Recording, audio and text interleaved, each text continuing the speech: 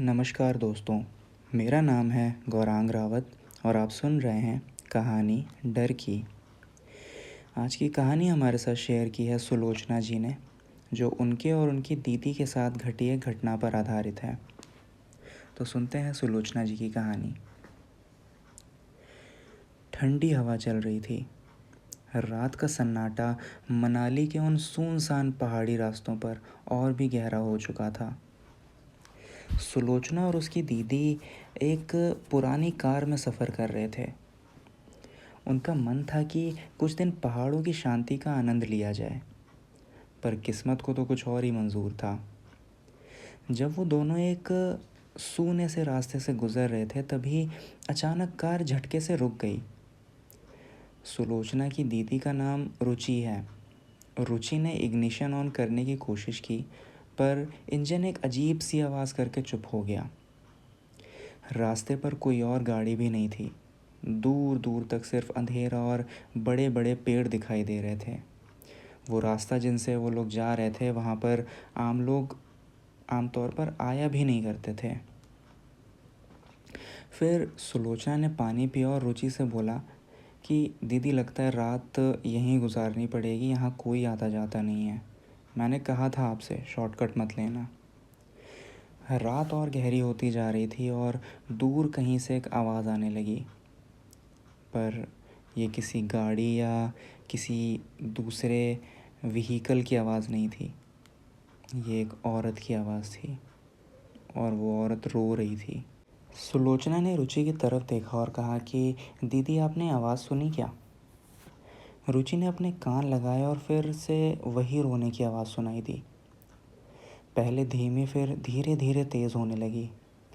तभी जंगल के एक कोने से एक सफ़ेद सा साया दिखाई दिया। वहाँ एक औरत खड़ी थी, जो कि उन दोनों को हाथों से इशारा करके बुला रही थी। उसके कपड़े फटे हुए थे, बाल बिखरे हुए थे और चेहरा ऐसा धुंधला सा था। ऐसा लग रहा था जैसे हवा में तैर रही हो। रुचि ने बिना सोचे कार का दरवाज़ा खोला और बोला कि सुलोचना, हो सकता है यहाँ कोई औरत मुसीबत में हो। सुलोचना ने कहा कि नहीं दीदी, रुक जाओ, अकेले मत जाओ। पर रुचि तब तक जा चुकी थी।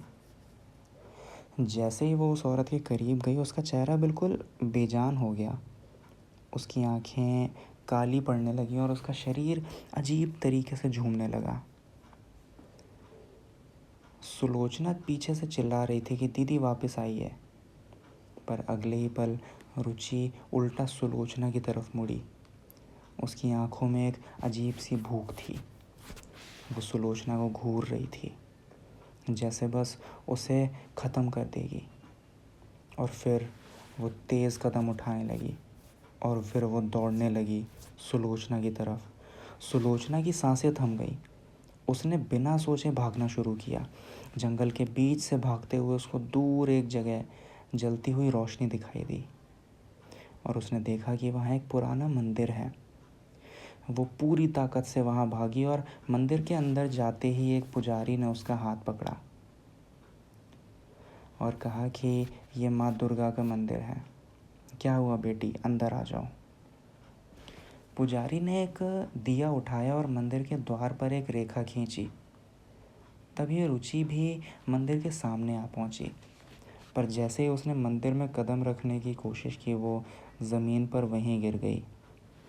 उसका शरीर बुरी तरह से कांपने लगा और उसकी चीखें रात के सन्नाटे में गूंजने लगी, जैसे कोई अंदर से चिल्ला रहा हो या दर्द में हो। पुजारी ने फिर कुछ मंत्रों का उच्चारण किया और एकदम से रुचि शांत हो गई। उसकी आंखें धीरे धीरे बंद होने लगीं, पर तभी एक भयानक हवा चलने लगी, जैसे कोई शक्ति मंदिर के अंदर घुसने की कोशिश कर रही हो। दीपक झट से बुझ गया और मंदिर के कोने में रखी हुई घंटी अपने आप बजी। फिर पुजारी ने एक थाली उठाई जिसमें सिंदूर और गंगा जल था। उन्होंने रुचि के ऊपर गंगा जल छिड़का। रुचि एक ज़ोर से चीख मारकर बेहोश हो गई।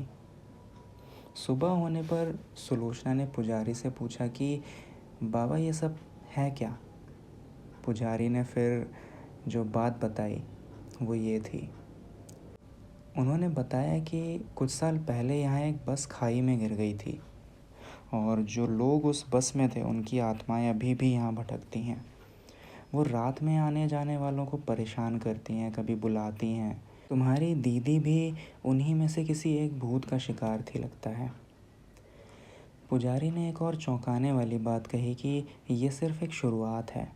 इस रास्ते से जो भी अकेले गुज़रता है उस पर उन आत्माओं की नज़र पड़ती है। तुम लोग भाग्यशाली थे जो बच गए, क्योंकि भगवान ने तुम्हारा साथ दिया। सुलोचना ने फिर रुचि की तरफ देखा तो रुचि तो अब ठीक लग रही थी, पर उसके मन में अभी भी एक सवाल था। अगर वो मंदिर ना होता तो उस रात क्या होता। तो दोस्तों, ये थी सुलोचना जी की कहानी। इसी के साथ हमें आज्ञा दीजिए। हम फिर लेकर लौटेंगे एक कहानी डर की,